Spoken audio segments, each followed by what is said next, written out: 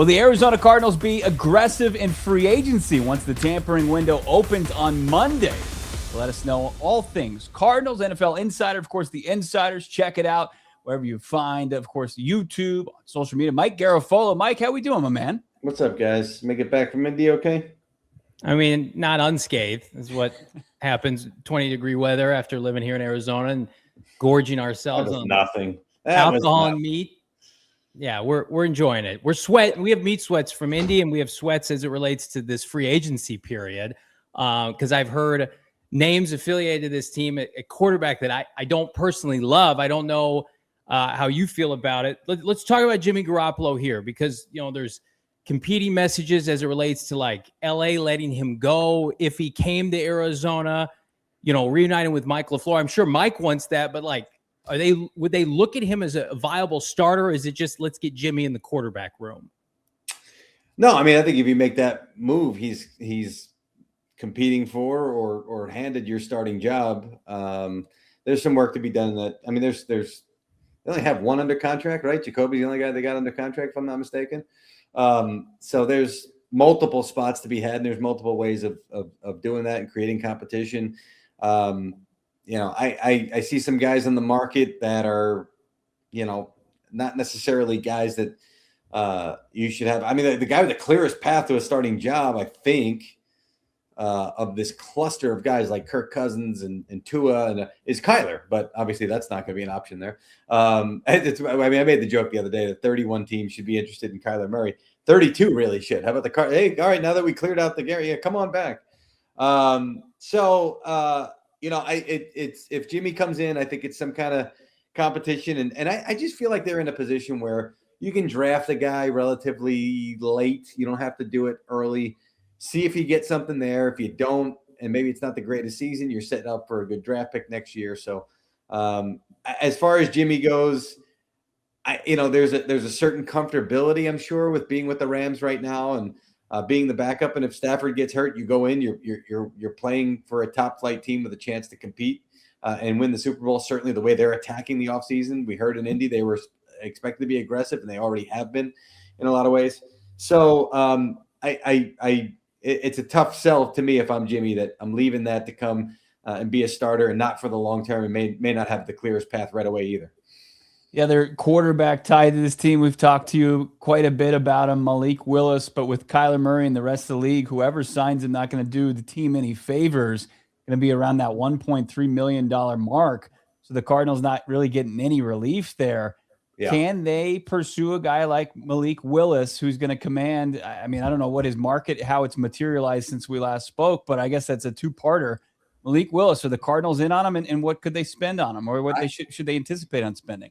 If you get him for Justin Fields or less, and I don't know that there's really going to be this market driving it that far north. I don't see it right now for Malik Willis. So this notion of $30 million or whatever, I think it's going to be more around 20, if not south of that. And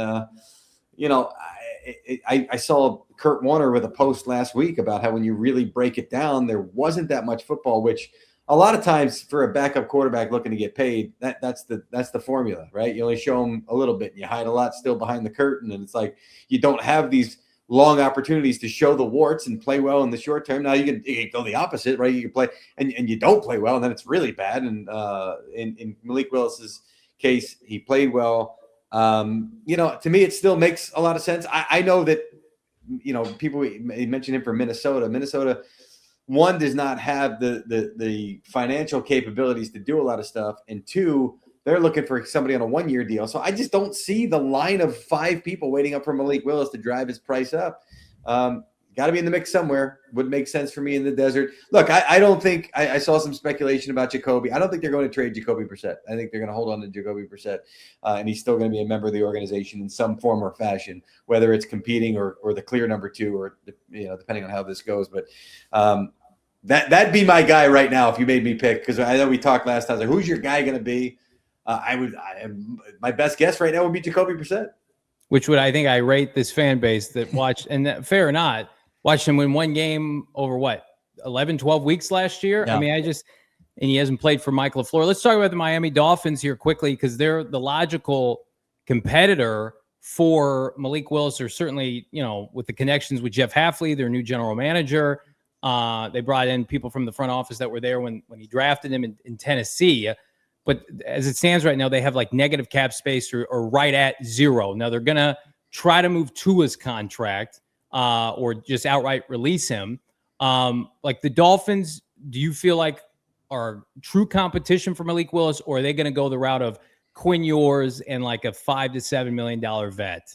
That's everything that or everything I heard. It sounded that way from the beginning, and the communication that they had with potential coaches that were going to wind up there, and the plan from the outset. It sounds like they understand that there's going to be short-term pain there for long-term gain, and that roster never felt like a cohesive thing to me. It always sort of felt, thrown together rather than, oh, here's the vision for what we want the Dolphins to be, at least over the last, and Chris Greer wound up suffering for that as he was fired. So I think there's a lot of work to be done to build it in the image of what Jeff Hafley and what John Eric Sullivan, the new GM, want it to be. And if you're going to do that, somebody's going to wind up with the first overall pick. Somebody's going to wind up with Arch Manning. And as much as there were holes poked in his game throughout the season, I thought he progressed throughout the course of the year. And I think he's going to be the clear-cut number one when all is said and done next year, and the potential to turn a franchise around for decades. You called it last year at this time. You said the Cardinals were going to aggressively address the defensive line. Threw a lot of cap dollars at it. Dalvin Tomlinson, Calais Campbell, first-round pick at it, Walter Nolan. You get a sense of where this team could be aggressive this offseason? Yeah, I think there's some work to be done on the offensive line, and I think that's where you're going to see him. So it may not be the sexiest free agency when it comes to how things go for the Cardinals. Look, the sexiest free agencies are sometimes set up for teams that are like we can strike and we can really complete the picture here. And the Cardinals have got work to do at some key spots and some unsexy spots. Paris Johnson just finished his third year, right? If I got my math correctly. So that's a potential free agent contract extension to be done this offseason here. And so I think it's going to be about really building a strong base, getting some guys in on both sides of the trenches too. I think they'll be active in the defensive line market as well. And really starting to build this thing out. And then next year could be the year where we're talking about them as being one of the sexier teams in the offseason. They released a couple veterans yesterday, Akeem Davis-Gaither, Bilal Nichols. They've got over $50 million in cap space. We expect more cuts. One name that has escaped is, at least right now, James Conner has not been released. He's going to be 31 years old. Mikey's got, I think, a $9 million cap hit, with majority of that non-guarantees post June 1st. Do you think that they bring him back on a smaller number, assuming that, before free agency, he's not released? That would at least make sense on the surface level, outside of some of these backs that are going to get big, price tags here this offseason. Yeah. If I'm him, I think I want to resist any possibility for a restructured a pay cut. Let's call it a pay cut. Mm-hmm. I want to resist any of that. And I'd love to test myself out in this market here, because with him and where he is and what he can provide, I think there's the chance for him to go out and make some decent money for teams that can compete right now, that need help at the running back position. So that's the way I would play it if I was James Conner, if they approached me for anything. And I think there's going to be, it's interesting because I don't think it's going to be the financial boon for a lot of these guys in the running back market that they thought it was going to be. Like even Kenneth Walker is not going to be up by what Breece Hall wound up. If I'm Breece Hall, I run to sign that tag, like 14.2 million or whatever it is. Like, right. I will gladly take that for this upcoming season. The old bet on, like, you're betting on yourself with 14 million in your pocket. That's an easy bet to make. So I don't know that there's going to be huge money out there, but there's going to be a lot of movement, and there's going to be teams that can bring in a guy that can do what James Conner can do.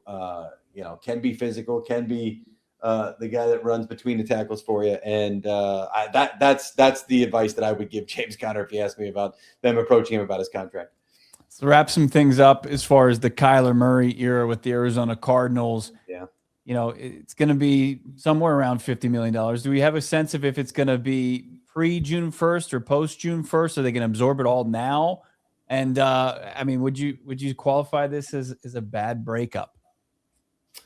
No, not as bad. No, what did you think in his statement when he talked about the 77-year drought? Yeah. Did you think that was a little? Sure, of course. Okay, all right. Because nationally, it was like, oh, what a classy statement from Kyler, and I was like, felt like a little jab in there. So and I'm glad that you guys are agreeing with me because that's the way that I read it. Right. But not terrible. I've seen these; they've been worse before. And if I'm the Cardinals, I take it all. Like all the cap space they've got, I take the hit. Give it to me now. Take it all on the chin and get it out of the way and create yourself even more wiggle room next season. So I don't know. I have not heard definitively what they plan to do with that, but that's the way that I would approach things because it's 60% of what they've got available right now. But you talked about it. There's more cuts potentially coming as well. But I would love to just get it out of the way and move on. He's going to end up in Minnesota, you think? He's one of the options, that's for sure. I know that. He's one of the options. Geno Smith is an option there as well. There could be some, out of left field. They're not looking to make a big move, though. They're looking to, and that's why Kyler fits because, it's the veteran minimum deal, and I can't believe we're going to be able to get this guy on that deal. It's going to be up to Kyler. He's going to have some options, and if every quarterback wants to get there, if I'm Kyler Murray, yeah, I would want to push my way there. That's indoors. With all those guys to throw to, an excellent offensive system, a guy that's shown the ability as a head coach to rejuvenate players, to rejuvenate Sam Darnold. The only thing, and I know that this is a question in Minnesota, the only thing is, and this was being talked about, and as of yesterday, this was still being talked about.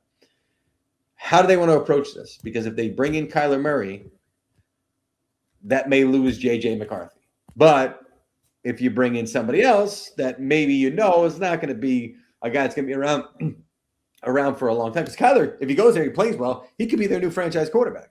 Some other guys, if they're on the latter end of their career or whatever, you bring them in, you could still keep JJ alive. And I know that they'd love to do that if possible. I just feel like if Kyler goes there, plays well, you're going to lose JJ. I think that's it, Johnny. I mean, other than that, well, let me follow up. Yeah. Malik Willis doesn't go to Arizona. Where's he playing next year? Ugh. If he doesn't go to Arizona, the numbers, even if he goes to Arizona, the numbers are probably lower than they thought. At that point, we made the connection with him in Miami, and I know Miami didn't want to go the expensive route. That makes a lot of sense to me. So the Cardinals are the place he can cash in. No. I'm saying if he's not going to Arizona and he's not we know they're not going to spend big for him, right? Like the effort would be in a deal a lot less than a lot of folks have projected, and I don't get the sense that they want to go big for him. But if it comes down into our ballpark, then we can sort of have that conversation and that consideration. So he's one of the more fascinating free agents to me because I don't think it's going to be exactly what he thought it was going to be, and it may be a destination that we're not necessarily looking at right now. And the Jets got to figure out what they want to do at the quarterback position. Would you want to go there? It's half intriguing because Frank Reich is there, and that's a good coach. And he may not be the first domino either. The first domino is Kyler, right? That seems to be. We thought, look at the free agent market. Oh, Malik Willis is leading the way. Great, yes, but I think Kyler, from his what he can bring at a small number, is going to be the first domino in this one. Man. Well, and Kyler can't be officially signed until the Cardinals cut him, and they have not done that yet. Right. Is he the first domino maybe for every other team minus the Cardinals? Because the Cardinals aren't going to sign him. Maybe they can be like, well, we're going to go about looking for our guy, and he can take his time, maybe doing a tour. Well, I think they'd still like to trade him, right? They'd still like to find a way to do that, and maybe teams are saying, well, he's not going to come here. Can we make a move to potentially trade for him? It's just you're going to have to now. It's all about taking on the money, which is making him less attractive, based on what they had seen with the release and the fact that they can get him for a lot cheaper. That's the biggest sell for Kyler Murray right now. Do you think there's a chance that the Vikings are like, well, we want him, we're going to get him, and the Jets are like, well, we'd love Kyler Murray. Here's a fifth rounder. Maybe. And he doesn't have a no trade clause in that contract.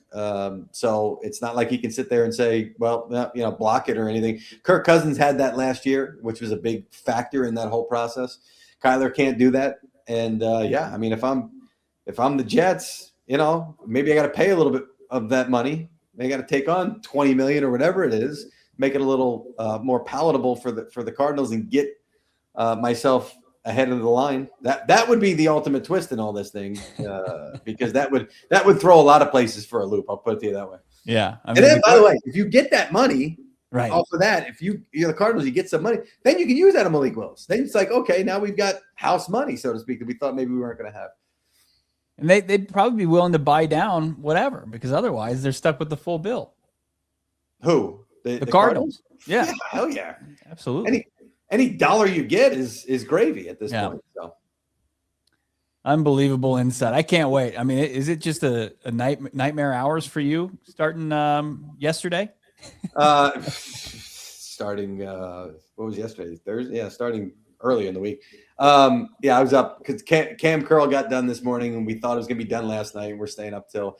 Anytime it's a West Coast team, it's like, oh, you're adding 3 hours of like, this could go till 2 a.m. and it's not unreasonable that they would do business at 11. Thankfully, it was an East Coast agent, so I was like, okay, that'll at least keep it in the normal ballpark. So we were up last night waiting for that one. It wound up not happening till the morning.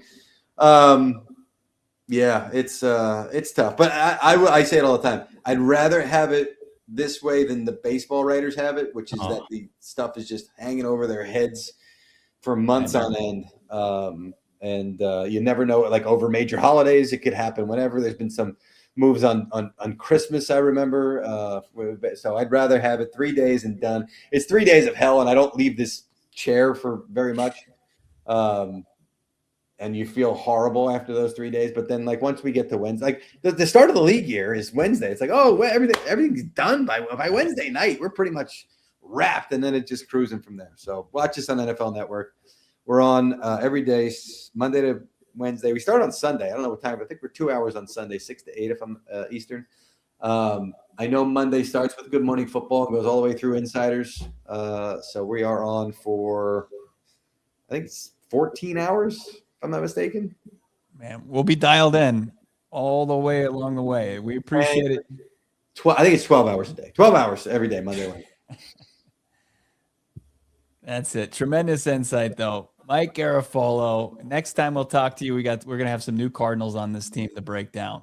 Can't wait. And then we'll be talking top 30 visits. We'll have definitive answers. I'll start to get those. I know we like when I make those calls, it's like now I have to specifically ask Cardinals. And then we get the answers for you. So. Thanks, Mike. We got to shut Johnny up about Jeremiah Love, but it might never make his day.